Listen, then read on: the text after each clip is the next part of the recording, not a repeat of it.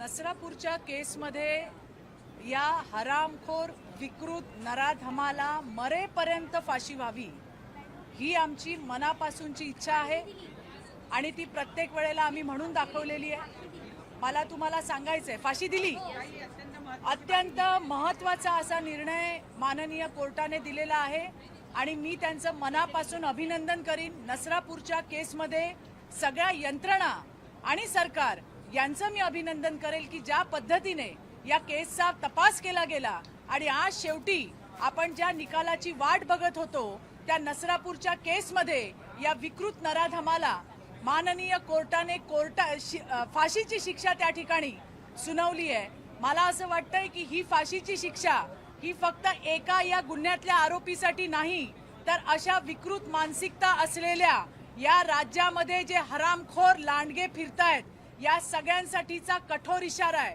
राज्यातल्या मुलींकडे मुलीबाळींकडे जर वाकड्या नजरेने बघाल तर तुम्हाला अशाच पद्धतीने तुमच्या नांग्यात ठेचून काढू असा एक स्ट्रॉंग मेसेज हा माननीय न्यायालयाने त्या ठिकाणी दिलेला आहे। त्याचं मी मनापासून अभिनंदन करते। याच बरोबरीने अजूनही डोंगराळेची आपली चिमुकली असेल, वडगाव पानची आपली अहिल्यानगरची मुलगी असेल, या सुद्धा न्यायाच्या प्रतीक्षेत आहेत।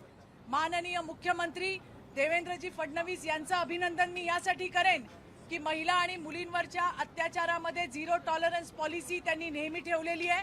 मला या ठिकाणी प्रकर्षाने सांगायचं आहे की आपल्याला कल्पना असेलच की आज राज्यामध्ये 250हून जास्त फॉरेन्सिक व्हॅन या त्या ठिकाणी प्रत्येक जिल्ह्यामध्ये फिरतायत आणि त्यामुळे आज लैंगिक अत्याचारासारख्या प्रकरणामध्ये अत्यंत महत्त्वपूर्ण ठरल्या जाणाऱ्या फॉरेन्सिक इव्हिडन्स हे आता त्याच ठिकाणी आपल्याला कलेक्ट करता येत आहेत आणि हे सगळे पुरावे अशा केसेसमध्ये महत्त्वपूर्ण ठरत आहेत ज्याचा उपयोग नसरापूरच्या केसमध्ये सुद्धा त्या ठिकाणी झाला। मला असं नेहमी वाटतं की फक्त न्याय झाला असा नाही तर तो न्याय ठळकपणे दिसला पाहिजे जो आज नसरापूरच्या केसमध्ये दिसतोय। समाजामध्ये जेव्हा हा न्याय दिसेल त्यावेळेला खऱ्या अर्थाने कायद्याची भीती, कायद्याचा धाक हा त्या ठिकाणी समाजामध्ये उत्पन्न झाल्याशिवाय राहणार नाही हा मला विश्वास आहे। पुन्हा एकदा मी सन्माननीय न्यायालयाचे मनापासून आभार मानते।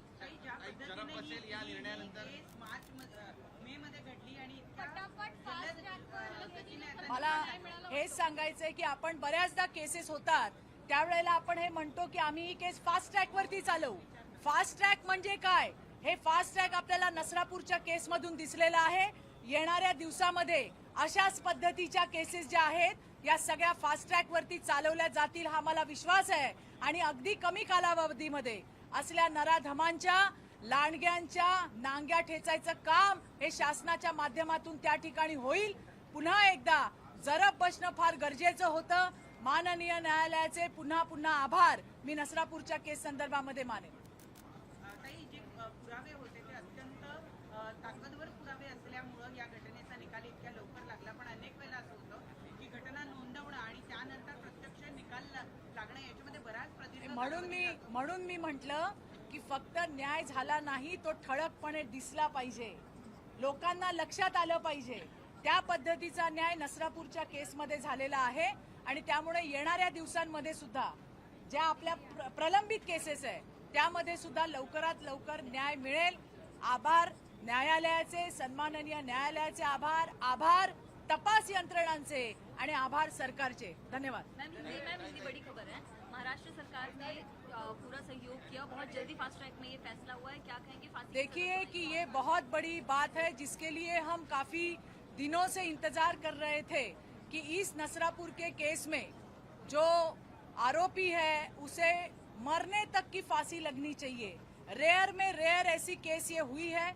ये निकाल का वाचन आज पूरा हुआ है। सम्मानीय न्यायालय का मैं मन से दिल से आभार मानती हूँ। इसके पूरे इन्वेस्टिगेशन टीम का मैं वहाँ पे आभार मानती हूँ। मैं सरकार का आभार मानती हूँ।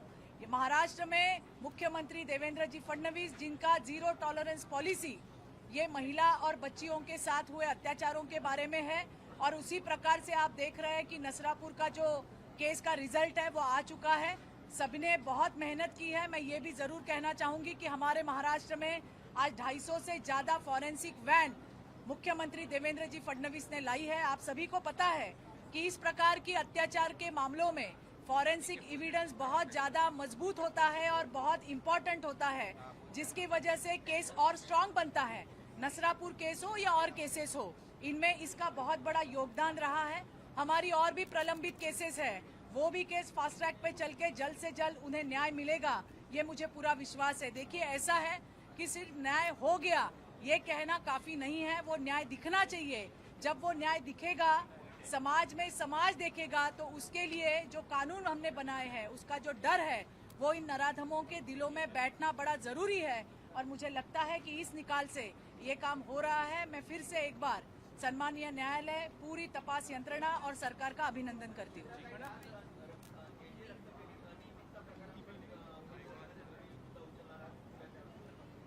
बघा, असं आहे, माझी लक्षवेधी त्या ठिकाणी लागलेली आहे। सविस्तर मी त्या ठिकाणी बोलणार आहे। ज्या पद्धतीने आपल्या पदाचा गैरवापर केला गेला, असल्या लोकांना त्या ठिकाणी राहण्याचा अधिकार नाही। फक्त दंड ठोकून आणि फक्त सक्तीच्या रजेवर पाठवून जमणार नाही। यांचं निलंबन व्हायला पाहिजे, यांना काढून टाकलं पाहिजे।